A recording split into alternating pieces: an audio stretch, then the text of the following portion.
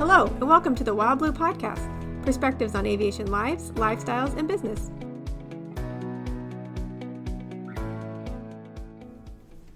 Hi, this is Chris Kirk with Todd Mitten here at Wild Blue Aircraft Sales. Todd? Hi, Chris. How are you today? Good. Hey, this podcast is where we focus on aviation lives, lifestyles, and business. But today we're going to talk a little bit more about some things that buyers typically run into when they're trying to buy an airplane. In fact, this segment of our podcast is sponsored by our very own Wild Blue Aircraft Buyer Services.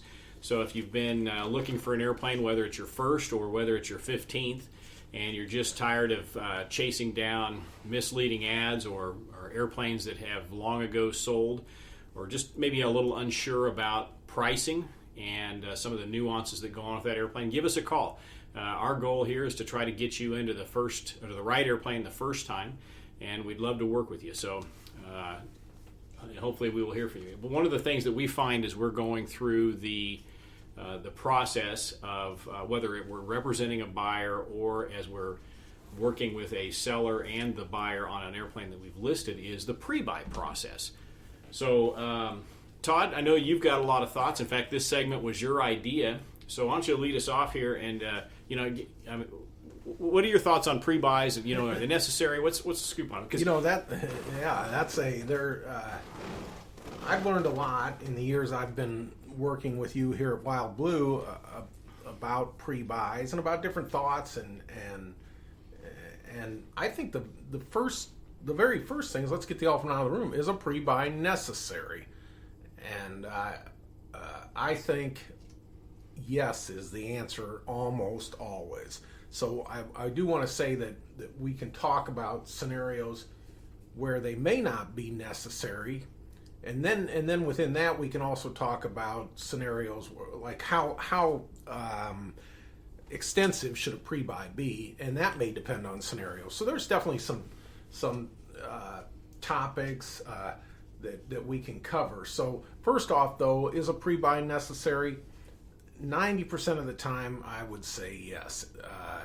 And so we can talk about the 90%, or we can talk about the other 10%. So why do you say that? I'm curious what's your perspective on that? My perspective is that, pre-buy airplanes are, there's so many expensive things that can't be seen without a mechanic's eye, and taking things apart and looking and evaluating. And of course I include a thorough evaluation of the logbooks in this. You may have, maybe the seller has told you there was no damage history, because I know we've had this happen. Oh no, there's no damage history. And then we go through the logbooks, and what do we find? Damage history. Yeah. So that's part of a pre-buy, is going through the logbooks. But the part two that we're getting at, the mechanical part of taking off panels, having a mechanic that's looking for things that he or she knows is prone to that type aircraft, maybe corrosion where you would find it in that type aircraft, or fuel leaks. Some airplanes have a reputation for having fuel leaks, or the windshield doesn't heat on a Mirage or something like that. So there's a lot of nuances that make a pre-buy necessary almost all the time. But I'll also say that in certain cases, if an annual has just been performed on the airplane, I mean just been performed, in the last few weeks, and the seller lets you evaluate that, maybe see the invoice and call the shop that performed it, and you can ascertain the reputation of the shop, you can ascertain the quality of the annual inspection, you just get a feel for it. That's probably just as good, because a reputable mechanic should fix what's wrong with the airplane. That's my opinion. What do you think? I think you're right, Todd, and you just made me think of something here. And this is going to kind of be aimed at sellers. So sellers, owners of airplanes, you're looking at selling somewhere down the road. You can save yourself a lot of time and hassle and money by really documenting thoroughly the maintenance that you perform on that airplane. So you get a buyer that's interested in the airplane. That buyer is going to be far less likely to want to really dig deep into that airplane if you've got thorough write-ups that describe everything that was done, as opposed to the ones that we see that annual complied with this date and there's just a Yes. few scant details, and you kind of start to wonder, okay, I mean, really, how thorough did this guy get? Probably not very. Right. That should raise some questions as a buyer right off the bat. Like, okay, the annual was done, even if we're talking 6 months ago, and that's all it says is complied with. That's not very descriptive. Right. Yeah. Maybe an exception would be if you're the kind of person that has a lot of experience in a specific make and model, and you know what you're looking for. And maybe here's another example on an airplane.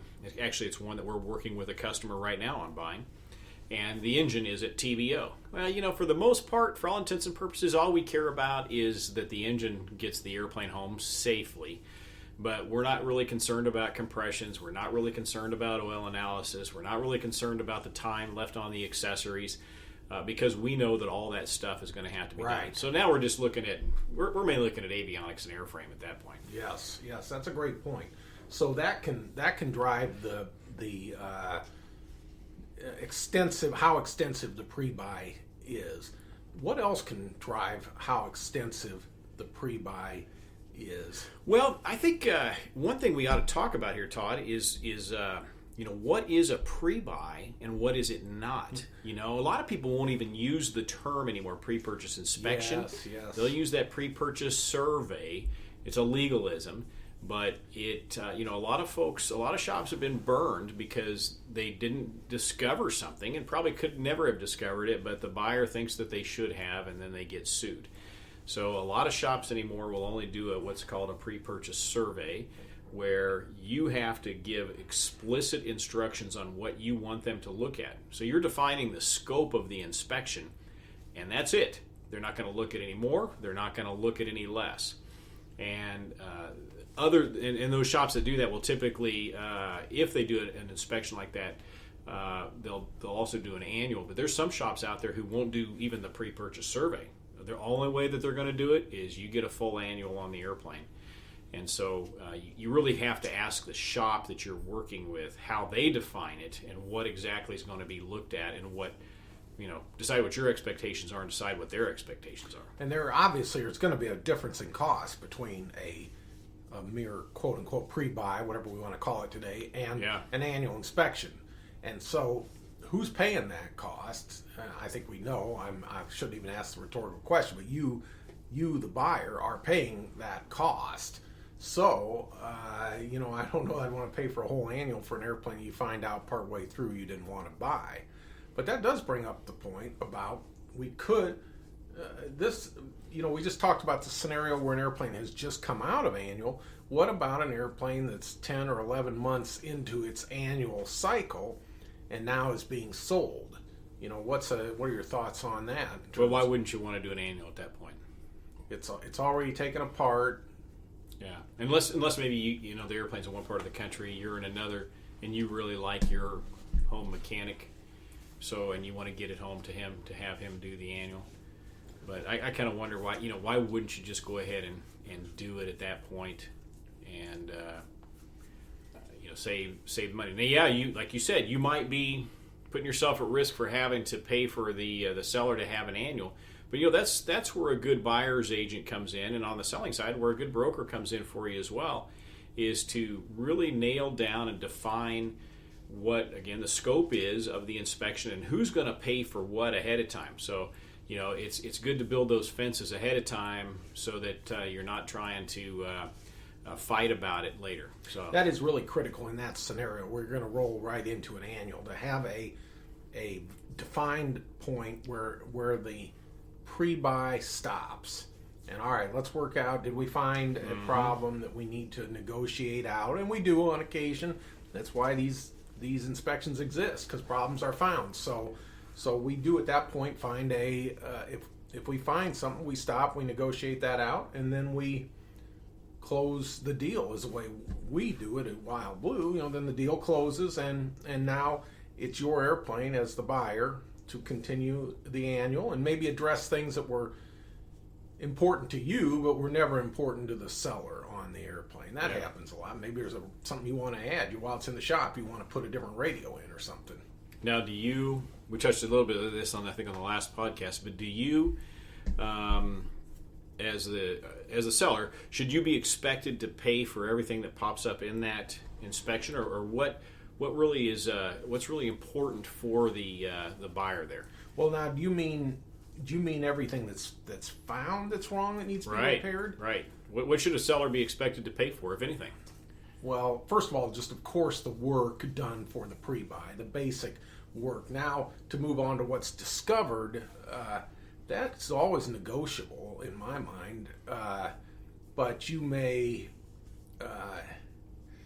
in general, that's probably mostly going to be the buyer's or the seller's. Excuse me. Let's be clear: the seller's responsibility, but not always, because if it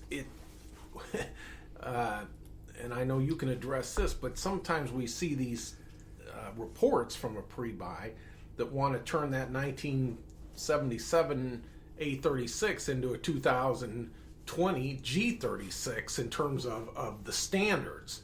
And so we both agree here that your 1977 A36 should not be held to 2020 G36 standards. Would you agree? Yeah, absolutely. And really what I'm looking for on some of that other stuff is that when the pre-buy report comes out, I'm looking at what are airworthiness items and what are other items. So and here's the challenge, folks, when you're dealing with this kind of stuff, what you got to understand is that finding an objective answer sometimes can be pretty darn difficult, because what one mechanic says may be 180 degrees off what another mechanic says, and the way they interpret the regs may be different, and they interpret something as being airworthy when another mechanic may not, and they both may be right.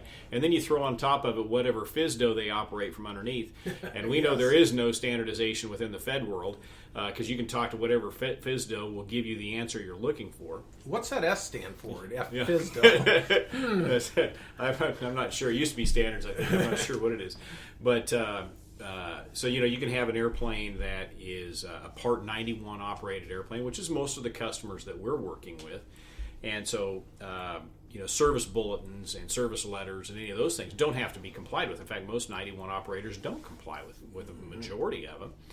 But sometimes that report will show, well, I've got this and this and this service bulletin-wise aren't complied with, and we'll have buyers that want those things complied with. Well, the seller, he was not operating that airplane under that rule, and now you're raising that standard that he should not be expected to adhere to.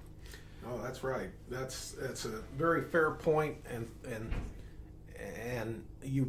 I was thinking a moment ago about mechanics. Many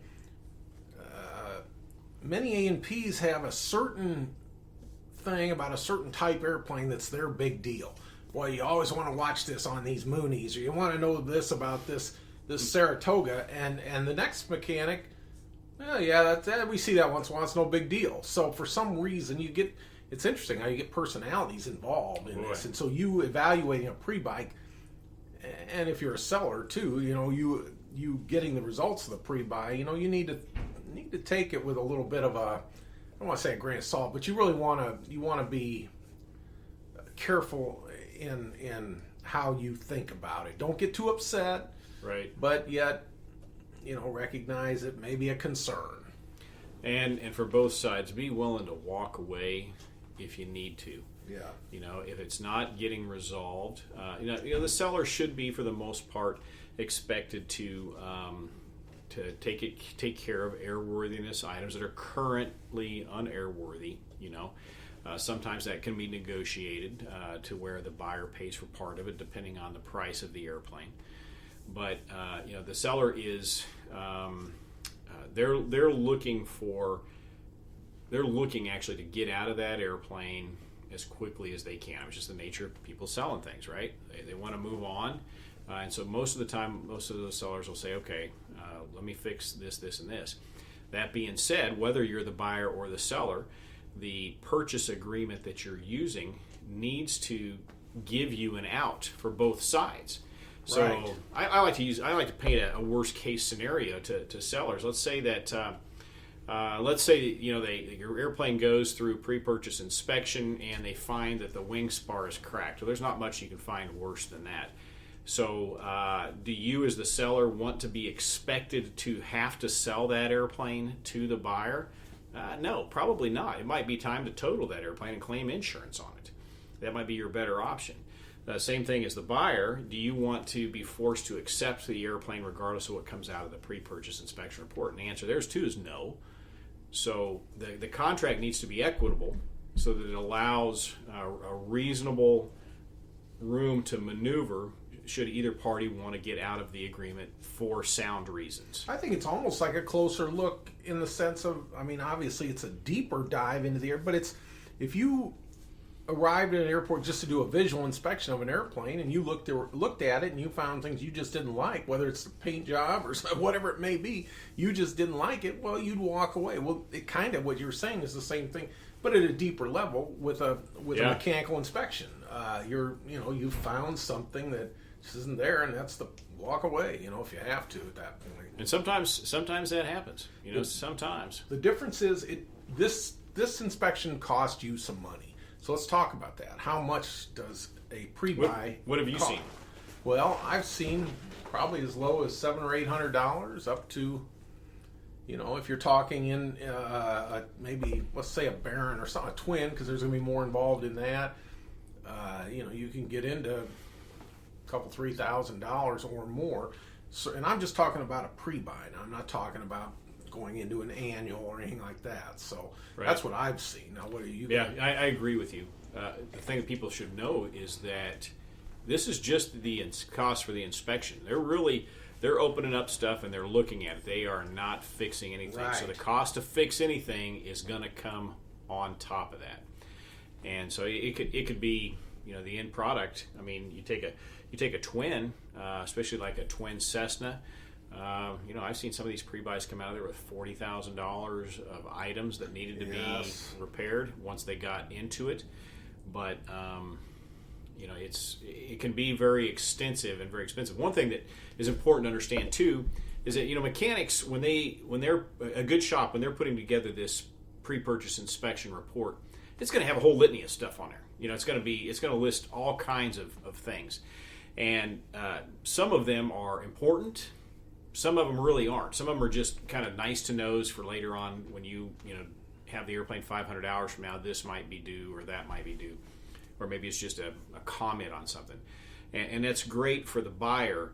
But as the seller, you really need to brace yourself for that report and not let your emotions and your ego get in the way, because sometimes I discuss this with our selling clients a lot. It's not uncommon. Don't be afraid or don't be worried that this report came out and is 3 pages long, because we're going to go through it and highlight the items that are really important here, and it might end up being a half a page, if that. So people don't want to say, well, I've taken better care of my airplane than that.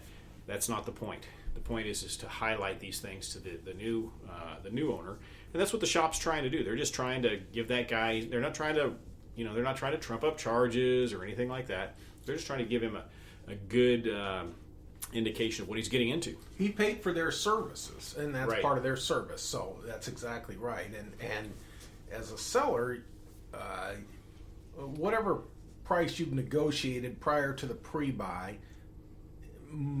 probably 75% of the time anyway, you can plan to have some expense come off of that price, or somehow maybe excuse me, you pay for a fix that has been found on the pre-buy separately, and you sell the airplane for the original price that you agreed upon.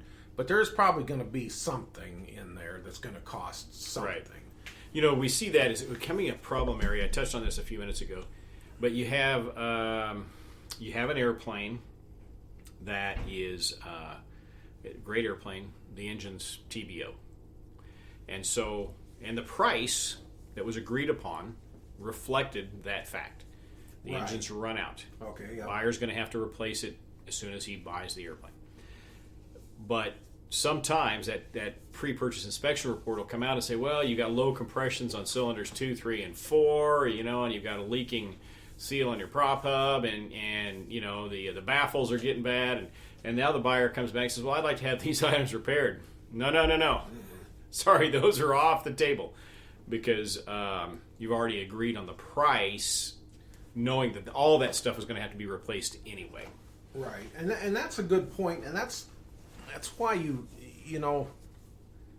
sometimes having help on these makes a lot of sense, because you may not realize that as a seller or as a buyer, you can miss that stuff. That's where sometimes I know we earn our money in that, just from scenarios that have come up where if we had not been involved, I believe something would have been not discovered, which would have cost perhaps the seller or the buyer in some cases several $1,000s. Right. So that's just the beauty of being able to. We've seen so many things over and over again that somebody who sold an airplane once or maybe even 4 or 5 times doesn't ever have the opportunity to see. Right. So what's your thoughts, Todd, on I'm going to put it in air quotes here, but the brother-in-law pre-buy. So your home shop doing the pre-buy for the buyer. That's a good question, and I think once again the answer is it depends. Now, if that's the shop that's worked on the airplane for several years, it's almost always best to have another shop, because back to my point earlier about certain mechanics have certain things that they really focus on, and other mechanics have something else that they really focus on. And so I think over the course of a few years being maintained at the same shop, there's some things that could be overlooked. Maybe not. Maybe maybe they don't miss a thing. But I've even heard people talk about every few years maybe changing where they take the airplane for an annual for that very reason. I had another thought there. I was going to say, though, conversely, I've had a couple of sales this year where the pre-buy has been done at the shop where the airplane is maintained. However, in both cases I'm thinking of, it was a new shop, and that's why I said it depends when I started this answer. It was a new shop that didn't have a long, extensive record with maintaining that particular airplane, and so in those cases, and again, these were reputable professional shops, not nothing against a guy who works out of a hangar at the airport by himself. Some of those are the best A&Ps that I know, but I think that you look at one of these shops that produces an extensive report, gives me a little better level of confidence that everything was checked. So the answer is it depends. In general, I think it's best to go to a third neutral place, but it's not 100% hard and fast. What are your thoughts? Right. Yeah, no, I agree. I agree with you totally. And the thing about a pre-buy, as with any maintenance you do on your airplane, this is kind of a pet peeve of mine, and I want to give kind of a shout out to some of the mechanics that are out there. Most of these folks do a tremendous job with what they do, and they're very dedicated, and they're very passionate about general aviation. But I can only imagine the one thing that drives them nuts is the owner or the prospective owner coming in and nickel and diming them on their services and on their expertise. We've seen it time and time again. A customer or an owner will drive up in their $75,000 or $80,000 car, and they never blink an eye about taking that thing to the dealership, who's going to charge them $130 an hour to work on that thing. But if their local mechanic's charging over $100 an hour, they squawk and they gripe and they complain about it all day long. Folks, these are people that we need in the industry, especially now with mechanics being very difficult in some locations to find. So, pay the man. Pay him what he's worth. That's a great point. And just get it over with, and build that reputation, and don't be the guy that that when you call, they don't want to take your call, or their book of business is filled because they don't want to deal with you. That's my soapbox, but just pay these guys, because they do. The ones that do great work, they are worth their weight in gold. They really are. They are, and I'm glad you brought that up. That's a great topic, and I just was thinking, we really very rarely have any pre-buy problems in terms of either someone getting paid or someone or the quality of work or any of that. I mean, for the most part, 95% of the time, this all goes real smoothly. There are times when we've had someone find something that the seller didn't agree with, but overall, I mean, that's most time it goes pretty darn well, wouldn't you say? Yeah, it does. It really does. One last point, and then we probably ought to wrap this up. But how far, as a seller, should you let your airplane move? Yeah, we hadn't talked about that. That's a great question. So my rule of thumb is generally, as a seller, I wouldn't encourage you to let the airplane go more than maybe a half a day's drive from where you live. So that if for whatever reason you have to go pick that thing up, it's not a tremendous inconvenience to get it. Now, that doesn't always work based on what kind of airplane it is and the geographic location, because there may not be mechanics in that, within that range. But for probably 80% of the country, there is. So, let your plane go far enough away that you can, you and the buyer both know that it's going to be an independent third party looking at your plane. You're going to get a good objective analysis of the plane. But it's not it's not in the buyer's backyard. It's not in your backyard. Nobody's going to hold the airplane hostage. But at the same time, if you have to go get it, it's not going to be a huge inconvenience. A quick gotcha on that. And this is where it's risky. Unfortunately, when it's time to sell your airplane and your annual inspection's coming up, and now we're going back to what we started near the start of this discussion, turning a pre-buy into an annual and things like that. If you're coming up on an annual and you move an airplane a distance and now they find something wrong, you may be in a scenario where a shop that you never knew existed is going to have to do the annual inspection, or that airplane will not be airworthy. Yep. So if you're close on an annual, you definitely want to, in my opinion, keep the pre-buy pretty close too. I mean, when I say close, I mean within a couple weeks. Like you're right there at it. You and I have had this scenario occur.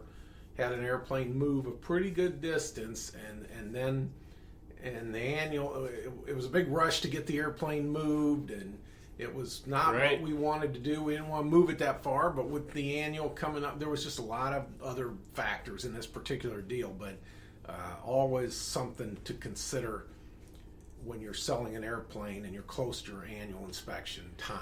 That brings up training and other things too. You got a timeline that you're working with. So right now, during all this COVID stuff that's going on, we're trying to get an airplane finished up with some work that came after the fact, and we have training scheduled for the buyer. And we try to build in enough leeway, but I just got an email from the mechanic shop the other day that said, hey, we got a couple guys out with COVID right now. Great.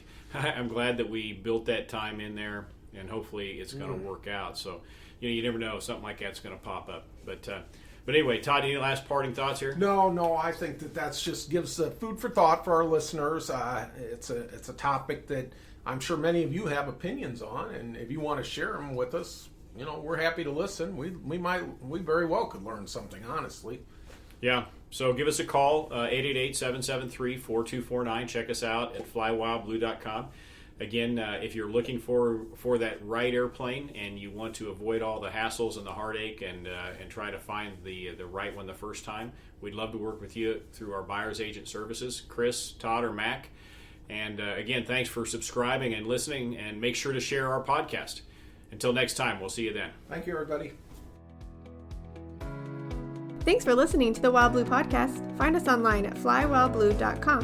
And don't forget to subscribe and share.